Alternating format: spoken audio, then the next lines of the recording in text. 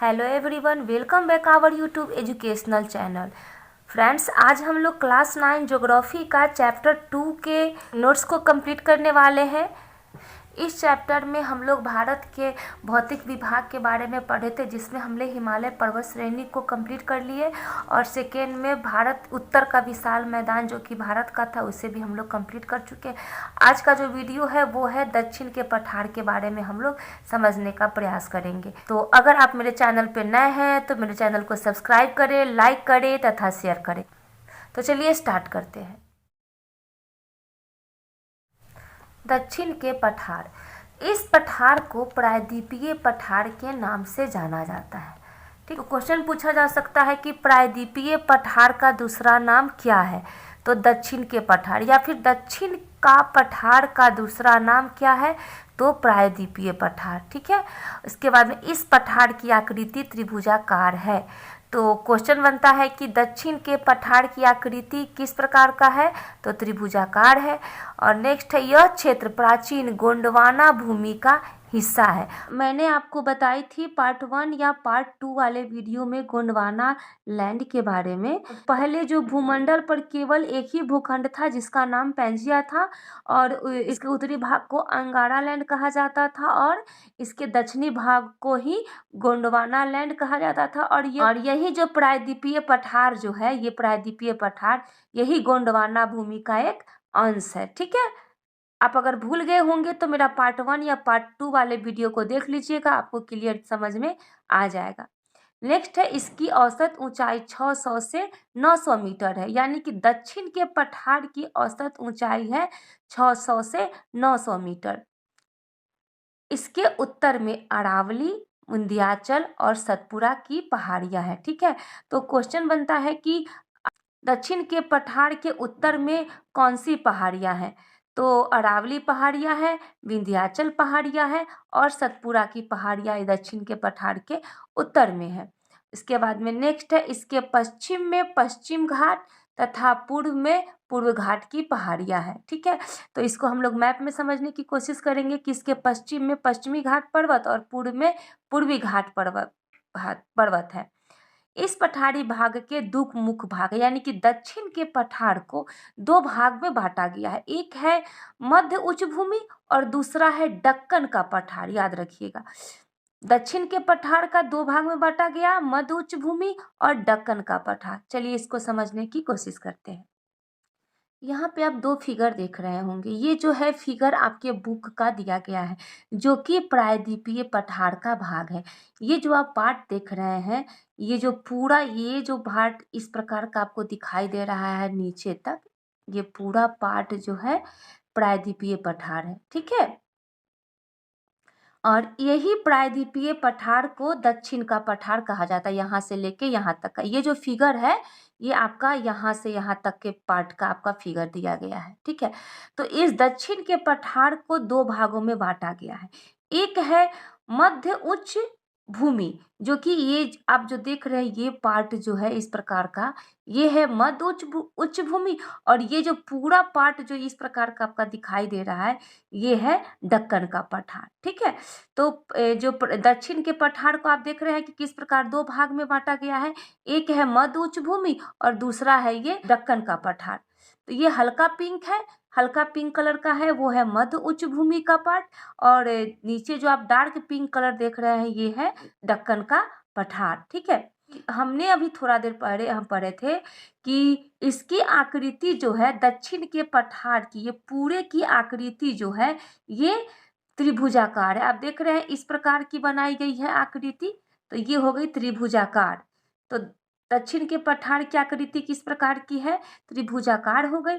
और उसके बाद में है इसके उत्तर में कौन सा है, अरावली, विंध्याचल और सतपुरा की पहाड़ी थी। अब यहाँ आप मैप में देखिए, ये जो आप दक्षिण का जो पठार देख रहे हैं इसका उत्तर यहाँ होगा। उत्तर में यहाँ देखिए विंध्याचल पहाड़ी है, उसके बाद में ये सतपुरा की पहाड़ी है और यहाँ पे देखिए अरावली पहाड़ी है। तो ये तीन पहाड़ी जो है दक्षिण के पठार के उत्तर में है। और इसके पश्चिम में पश्चिमी घाट पर्वत, यानी कि इसका पश्चिम हो गया ये, तो ये हो गया पश्चिमी घाट पर्वत। ये जो साइड का आपको दिखाई दे रहा है ये पश्चिमी घाट पर्वत हो गया।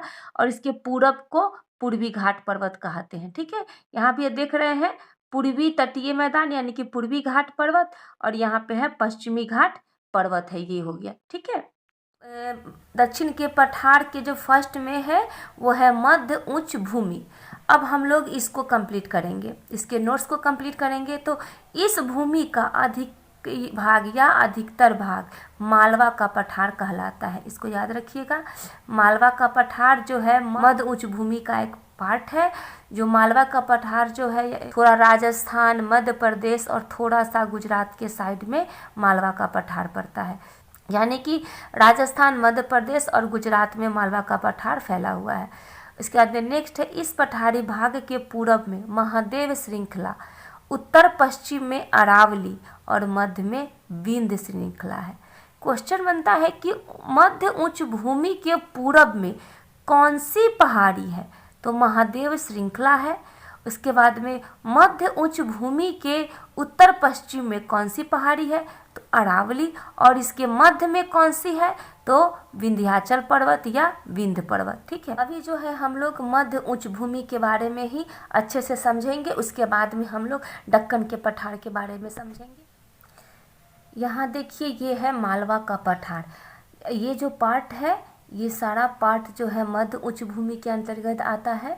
तो ये हो गया आपका मालवा का पठार, और इसका जो सबसे ज़्यादा जो भाग होता है वो मालवा का पठार ले लेता है।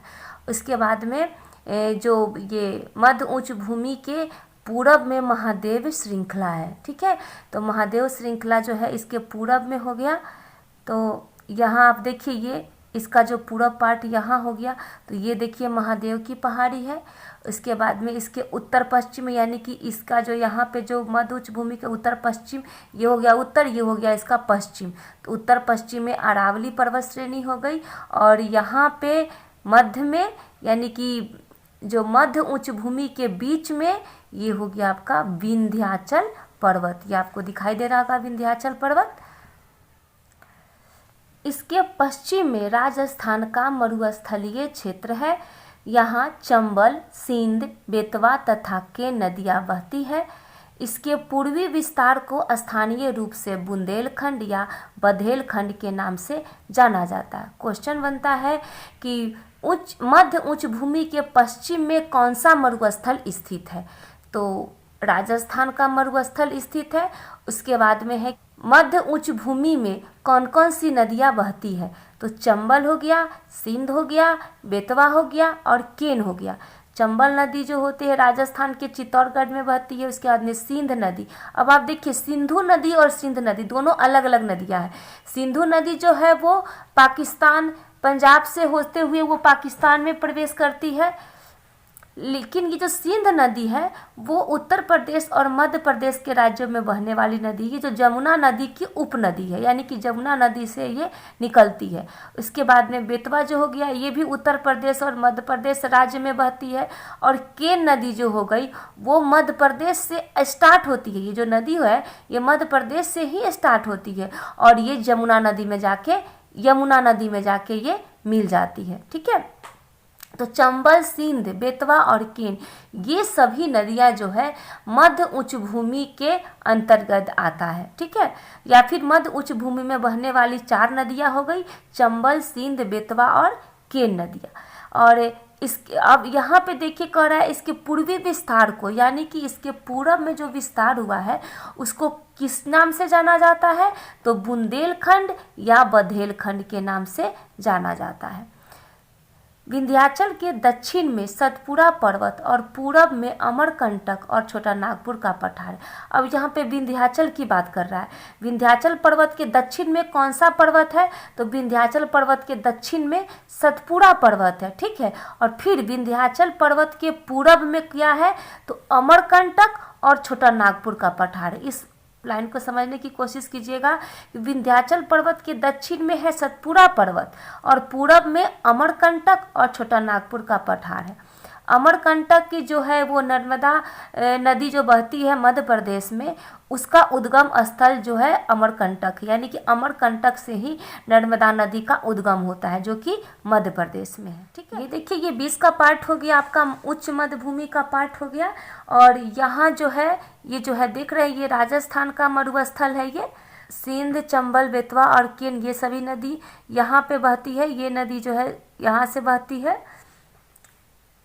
और यहाँ देख रहे हैं ये हो गया आपका बुंदेलखंड और ये हो गया बघेलखंड। ठीक है, ये हो गया। तो इसके जो पूरब में यहाँ से लेके यहाँ तक का जो है इसके पूर्वी विस्तार हो गया। इसका पूरब में इस प्रकार का विस्तार हुआ है बघेलखंड तक का, यानी कि मध्य उच्च भूमि का विस्तार जो है बघेलखंड और बुंदेलखंड और बघेलखंड तक का हुआ है। अब दूसरा था कि विंध्याचल पर्वत के दक्षिण में सतपुरा है। अब देखिए यहाँ पे ये विंध्याचल पर्वत है और इसका दक्षिण ये हुआ, तो इसके दक्षिण में आप देख रहे हैं कि सतपुरा पर्वत है।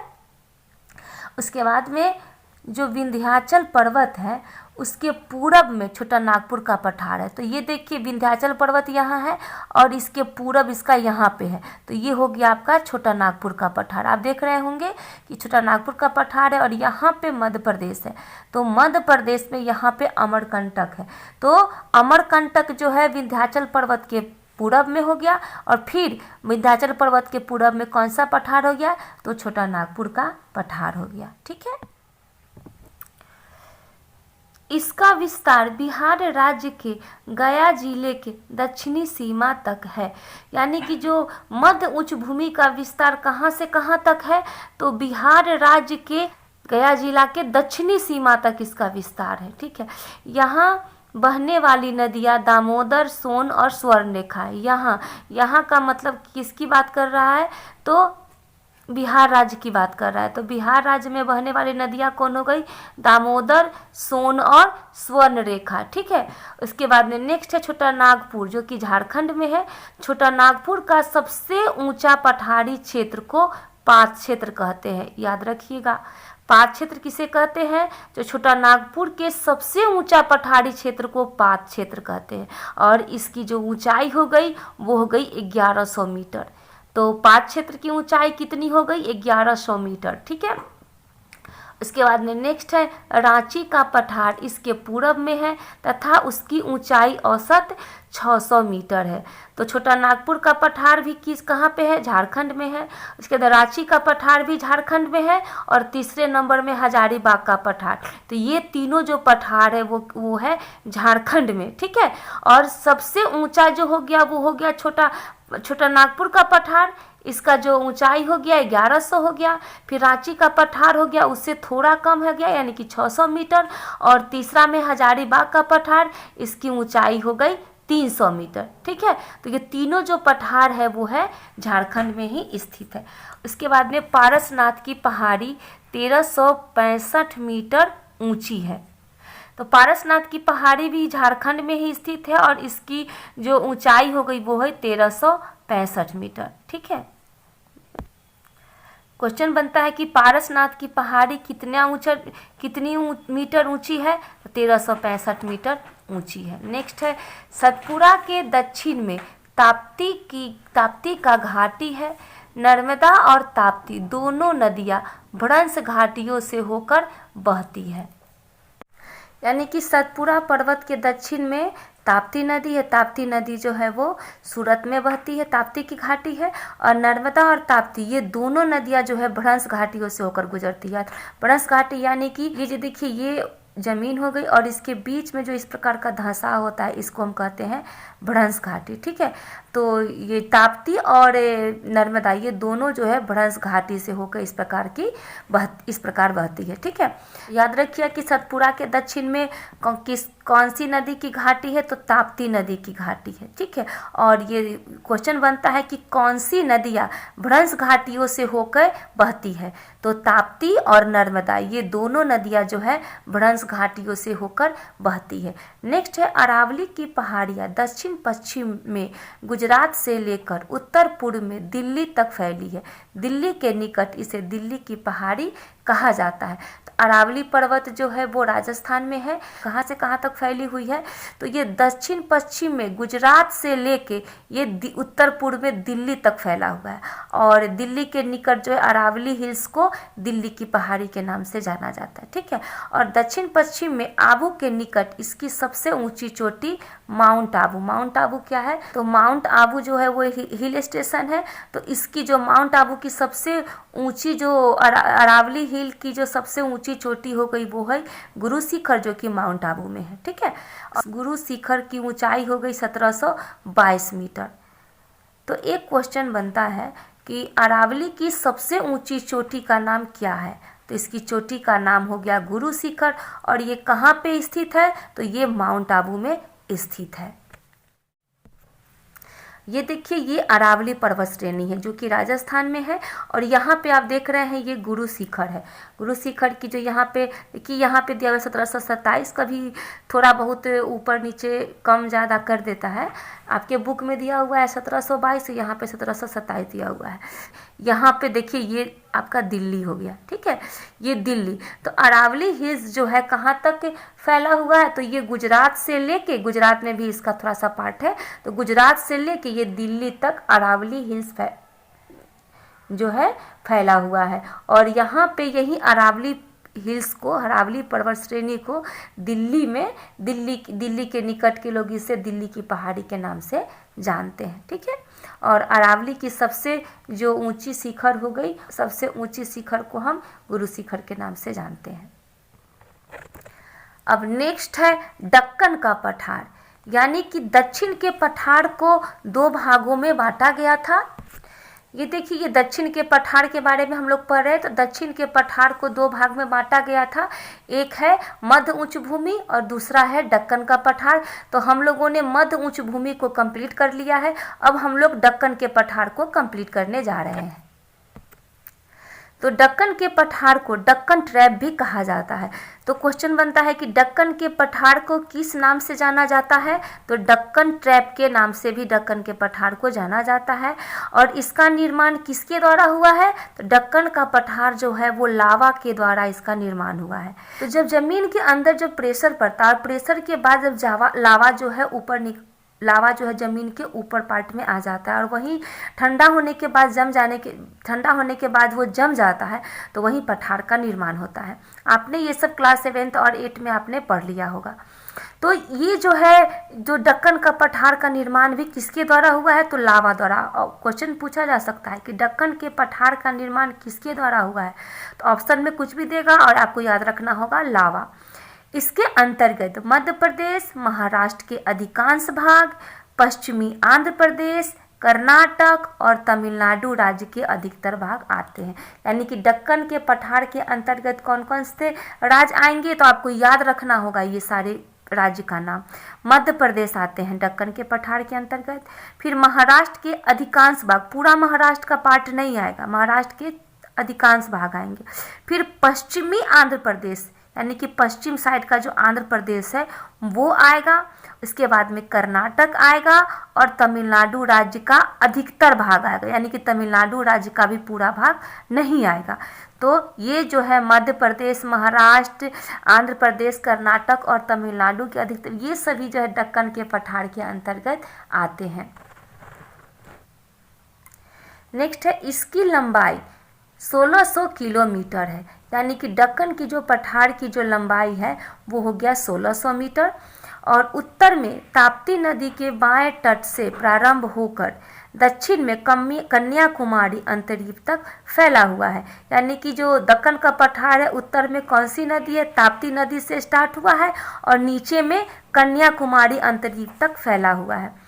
इसे सह्याद्री की पहाड़ी भी कहते हैं। तो याद रखिएगा दक्कन के पठार को सह्याद्री की पहाड़ी के नाम से भी जाना जाता है। नेक्स्ट है यहाँ 4 प्रमुख दर्रे हैं। तो दक्कन के पठार के अंतर्गत कौन कौन से दर्रे आते हैं, 4 नाम है उसका, थाल घाट, भोर घाट, पाल घाट और सिनकोटा। ये चारों दर्रे जो है दक्कन के पठार के अंतर्गत आते हैं, याद रखिएगा, थाल घाट, भोर घाट, पाल घाट और सिनकोटा। नेक्स्ट है नीलगिरी की पहाड़ियाँ द्वारा दक्षिण की ओर पश्चिम घाट पूर्वी घाट में मिल जाती है। यानी कि दक्षिण की ओर जो है पश्चिम घाट पूर्वी घाट में किस पहाड़ी के कारण मिलती है, तो नीलगिरी पहाड़ी के कारण जो है दक्षिण की और पश्चिम घाट पूर्वी घाट में मिल जाती है। तो नीलगिरी की पहाड़ी की सबसे ऊंची चोटी जो है वो है दोदा बेटा, ठीक है, जिसकी ऊंचाई है 2670 मीटर। क्लियर हुआ। तो नीलगिरी की पहाड़ी की सबसे ऊंची चोटी जो है दोदा बेटा है, जिसकी ऊंचाई जो है 2670 मीटर है। नेक्स्ट है दक्षिण भारत की सर्वोच्च शिखर। दक्षिण भारत की सर्वोच्च शिखर कौन है, तो अन्नामुडी है, जिसकी जो ऊंचाई हो गई 2695 हो गई। दक्षिण भारत की बात कर रहा है यहाँ पे, ठीक है।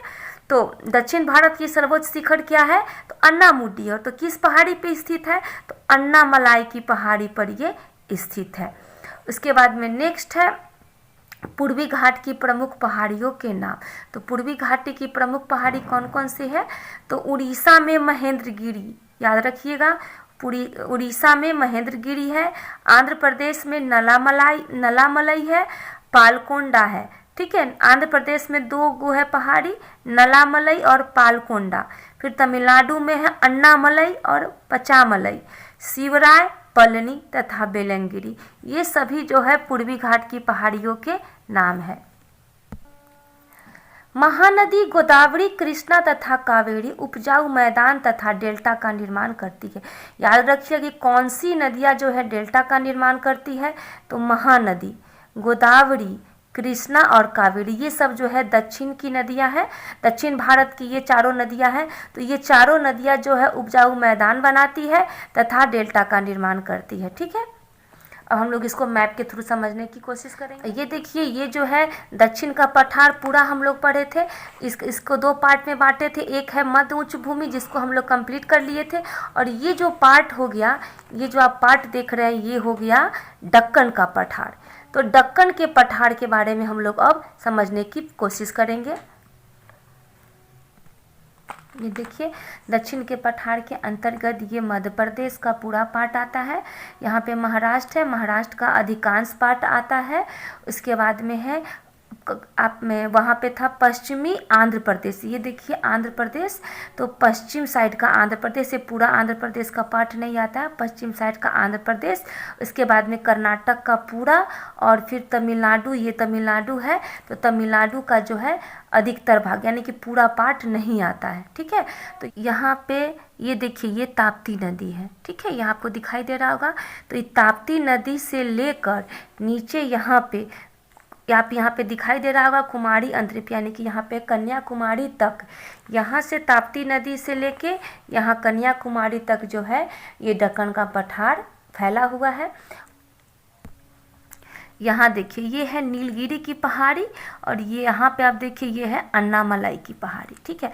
तो ये जो नीलगिरी की पहाड़ी की सबसे ऊंची चोटी जो है वो है दोदा बेटा। देखिए यहाँ पे है दिया हुआ है दोदा बेटा, यहाँ पे आप देख रहे हैं। तो नीलगिरी की पहाड़ी की सबसे ऊंची शिखर हो गई दोदा बेटा, और ये है अन्नामलई की पहाड़ी। अन्नामलई की सबसे सर्वोच्च शिखर हो गई, वो हो गई अन्नामुडी, ठीक है। ये यहाँ लिखा हुआ है अन्नामुडी। तो ये जो है आप देख रहे हैं यहाँ लिखा हुआ है 2695। तो दक्षिण भारत की सबसे ऊंची जो है सर्वोच्च शिखर हो गई, दक्षिण भारत की सबसे सर्वोच्च शिखर वो हो गई अन्नामुडी, जिसकी जो लंबाई हो गई वो हो गई 2695 मीटर, ठीक है। अब यहाँ पे देखिए, ये है गोदावरी नदी, ये आपको दिखाई दे रहा होगा, ये गोदावरी नदी है। उसके बाद में है ये आप देखिए, ये है महानदी, उड़ीसा से बहते हुए ये बंगाल की खाड़ी में गिर जाती है, तो ये महानदी। उसके बाद में गोदावरी, और उसके बाद में ये देखिए कृष्णा नदी है, ये कृष्णा नदी, और चौथा में है कावेरी नदी। तो ये आप देख रहे हैं ये कावेरी नदी है। ये चारों नदी जो है क्या करती है, ये डेल्टा का निर्माण करती है, और यहाँ के जो उपजाऊ मैदान का भी ये जो चारों नदियाँ हैं वो उपजाऊ मैदान का भी निर्माण करती है। ये चारों नदियाँ जो है वो डेल्टा का निर्माण करती है, और ये चारों नदियाँ महानदी, इसके बाद में गोदावरी, कृष्णा और कावेरी, ये चारों नदियाँ जो है डेल्टा का भी निर्माण करती हैं। नेक्स्ट जो हमारा टॉपिक बच गया है तटीय मैदान, भारतीय मरुस्थल और द्वीप समूह। तो नेक्स्ट वीडियो में कोशिश करेंगे कि ये तीनों को कंप्लीट कर दे, क्योंकि ये जो तीनों है वो छोटा छोटा पार्ट में बना हुआ है। ज़्यादा जो डिटेल्स में था हिमालय पर्वत श्रेणी, उत्तर का विशाल मैदान और दक्षिण का पठार। तीनों जो है ये तीनों में थोड़ा सा डिटेल्स में समझना था। और ये जो तटीय मैदान, भारतीय मरुस्थल और द्वीप समूह, ये सबको कोशिश करेंगे कि एक ही वीडियो में कंप्लीट कर दे। तो बने रहिए हमारे साथ, मिलते हैं नेक्स्ट वीडियो में नेक्स्ट टॉपिक के साथ। धन्यवाद।